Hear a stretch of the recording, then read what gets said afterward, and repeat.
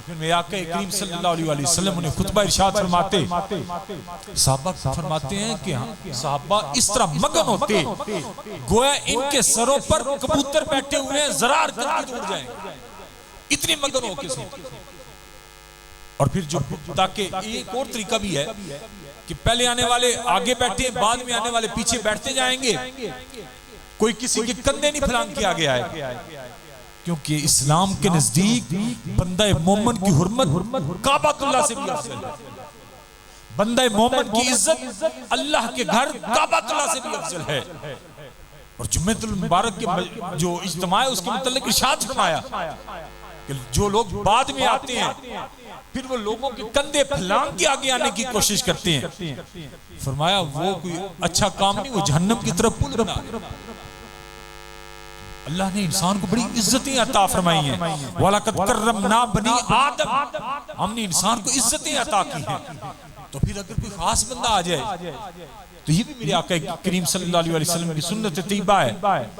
आप तशरीफ फरमा होते ना, मजलिस लगी होती, सैयदना अली करमल्लाहु वजहुल करीम तशरीफ लाए, और तरीका ये है कि जो बाद में आए हैं वो पीछे बैठ जाए, तो मेरे आका के चेहरे पे नागवारी के आसार नमदार हो जाए।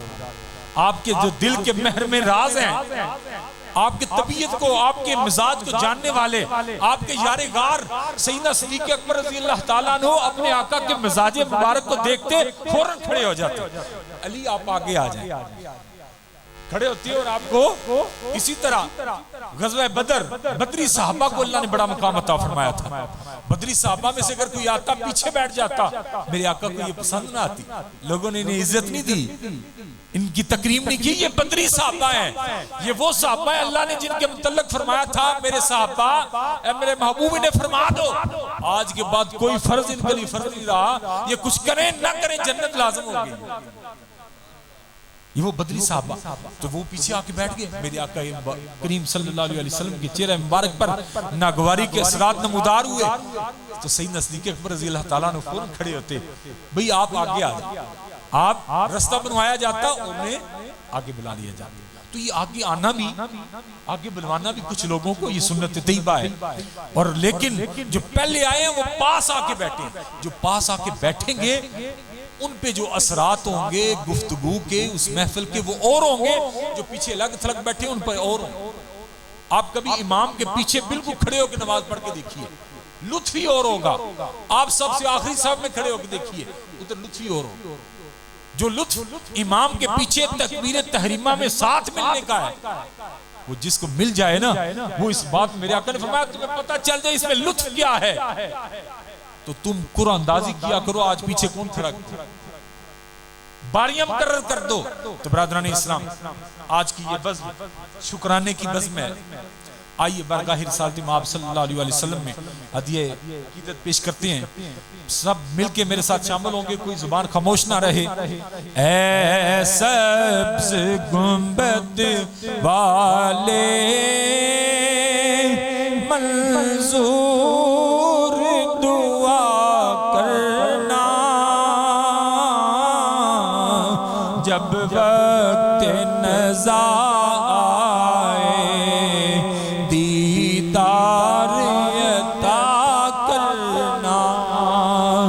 जब वक्त नज़ा आए दीदार अता करना।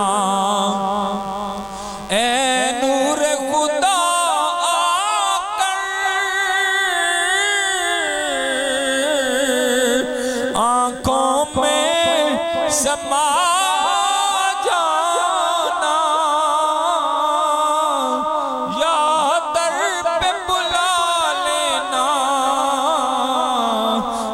ख्वाब में आ जाना।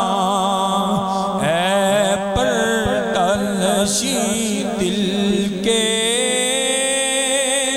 पर्दे में रहा करना,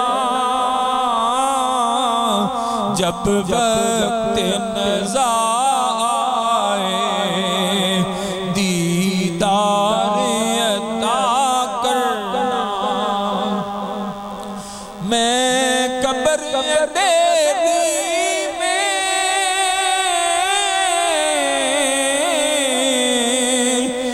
घबराऊंगा जब तन्हा मैं कब्र अंधेरी में,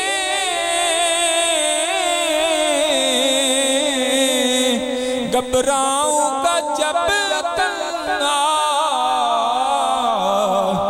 इमदाद मेरी को तुम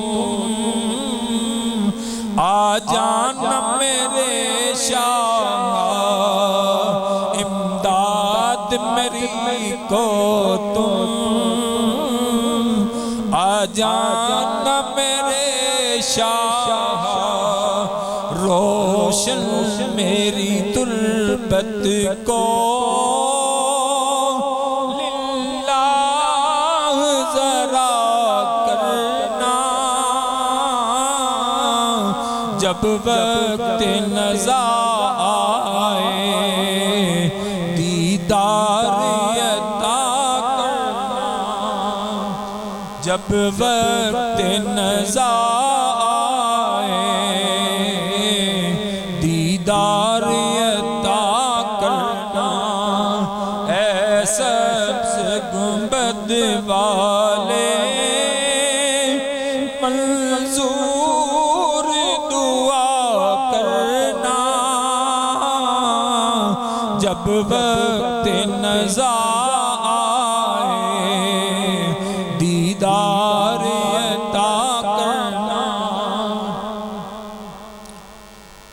बरादरान इस्लाम, जनाब रिफत कियानी साहब को अल्लाह रब्बुल इज़्ज़त ने पोते की नेमत से माला माल किया।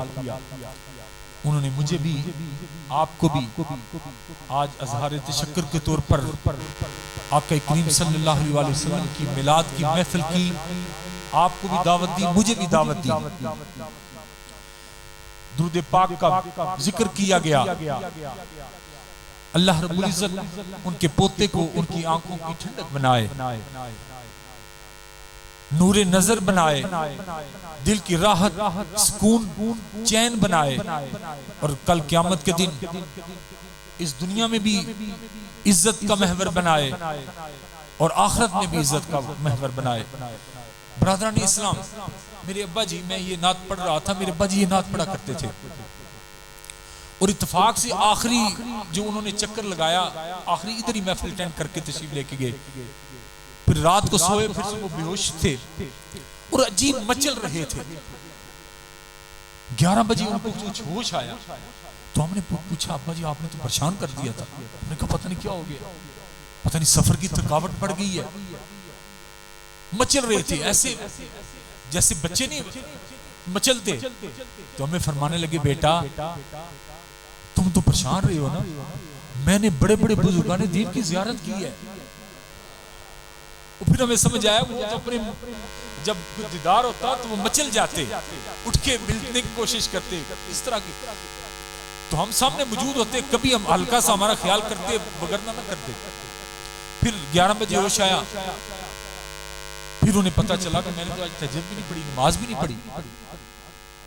मस्जिद चले गए, सर्दियों का मौसम था, वो रजाई से निकले, हीटर में थे, नमूनिया भी हो गया। नमाज पढ़ी, नमाज के बाद दुरूद सलाम के बाद दुआ मांगने लगे, फिर तबीयत खराब हो, फिर बेहोश हो गए। फिर होश आया, रात तक बेहतर है, रात को सोए फिर बेहोश हो। तो आज हमें कियानी साहब ने जो दावत दी है, अल्लाह ने उनको पोता अता किया है। मेरे अब्बा जी का तरीका था, कोई भी आके कहता मुझ में फलां चीज की कमी है, कोई तरीका बताएं अल्लाह से कैसे मांगना है, तो वो कहते अल्लाह के प्यारे हबीब की मिलाद की महफिल से जाओ, अल्लाह के मिलाद की, अल्लाह के महबूब के मिलाद की महफिल की नियत करो। या अल्लाह तू मुझे ये नेमत अता करेगा तो मैं तेरे महबूब की महफिल मिलाद से जाऊंगा। अल्लाह हर चीज अता फरमाता। और हमारा दारुल हमारी इदारे में पूछता ना खास वजह क्या है आपकी तरक्की की, तो ये फरमाते हर सवार की रात मेरे घर में महफिल मिलाद होती है, जो भी मांगना होता है, जो जरूरत होती है, हम अल्लाह से मांगते हैं, अल्लाह रब्बुल इज्जत दिल खोल के अता फरमा देता है, वो अता करने वाला है। याद रखिए आज के दौर के फितने हैं, ये बड़ा फितना वाला दौर है। बड़ा फितना वाला दौर है। लोग कहते हैं नबी क्या दे सकते हैं, नबी भी कुछ दे सकते हैं, देने वाला सिर्फ अल्लाह है, अल्लाह ही देने वाला है, लेकिन नबी के बगैर वो देता कुछ नहीं है। वो कहते हैं नबी कर क्या सकता है। आज इस महफिल में बैठे ये मेरे आका के मिलाद की मन्नत के सदके अल्लाह ने नेमत अता फरमा दी। आप तो ऐनी शाहिद हो गए, और कुरान मजीद से आपको उस जो शक, जो शैतानी ख्याल उन्होंने लोगों ने ज़हन में डाला है, और वो ऐसा शैतानी ख्याल है कि बंदे को मोमिन रहने ही नहीं देता। जो तेरे दर से यार फिरते हैं, दर बदर यूं ही खार फिरते हैं। या रसूलल्लाह, जिसने आपका दर छोड़ दिया, फिर कुरान भी उसका हाथ नहीं पकड़ेगा, फिर अल्लाह भी उसको अपना बंदा तस्लीम नहीं करेगा। और हम तो अहले सुन्नत इस बात का यकीन रखते हैं, हमें जो मिलता है सदकाए वसीला मुस्तफा मिलता है। वो कैसे? मेरे आका करीम सल्लल्लाहु अलैहि वसल्लम के बारे में इरशाद फरमाया, अन्नबिय्यु औला बिल मुमिनीना मिन अनफुसिहिम।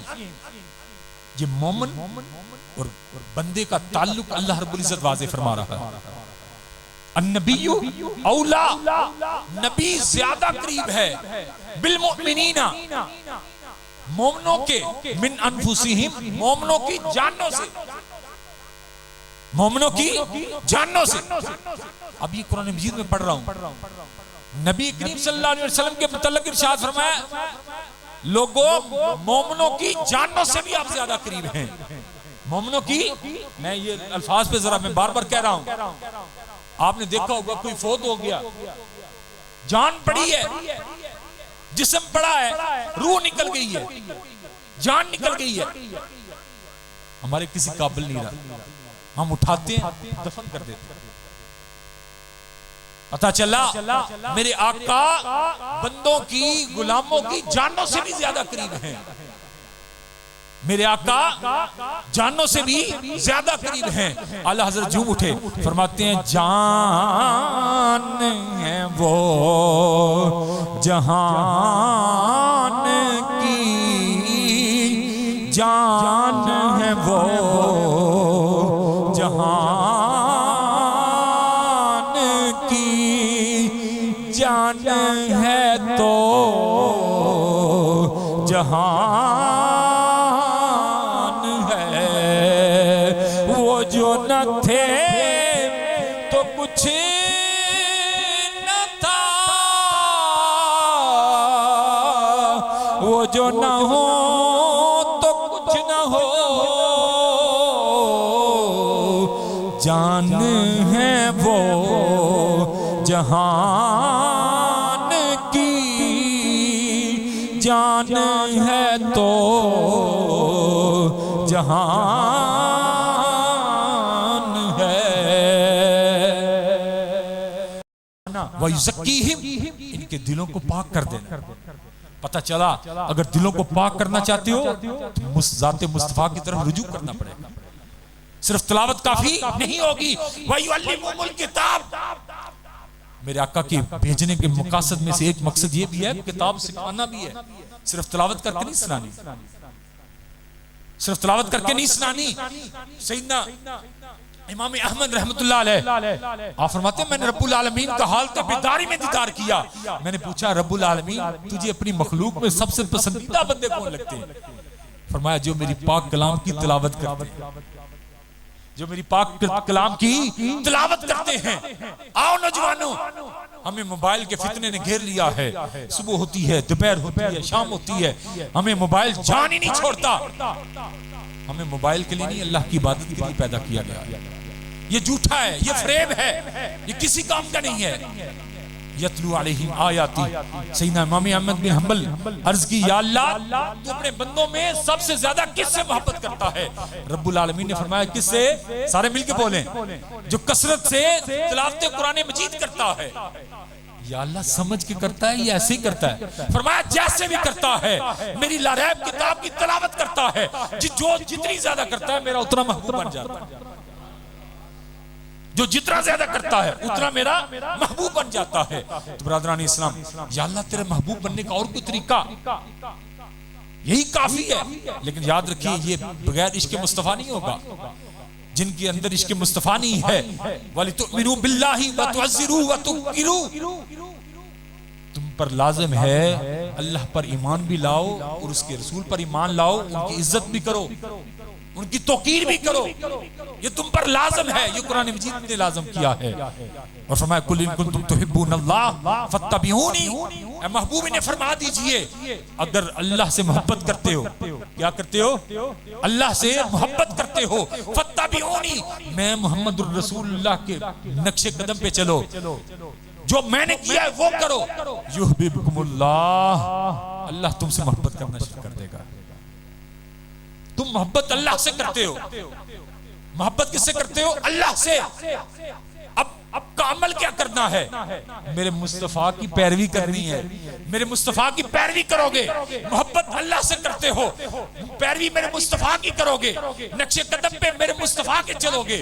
जिस तरह आपने नमाज पढ़ी वैसे नमाज पढ़ोगे, जिस तरह आपने रिश्तेदारों से उसने सलूक किया वैसे उससे सलूक करोगे, जिस तरह मेरे आका ने रोजा रखा वैसे रोजा रखोगे, जिस तरह मेरे आका ने दीगर मामलात किए वैसे करोगे, नक्शे कदम मुस्तफा पे चलोगे तो रिजल्ट क्या मिलेगा, रिजल्ट क्या मिलेगा, युहब्बिबकुमुल्लाह, अल्लाह तुम्हें अपना महबूब बना देगा।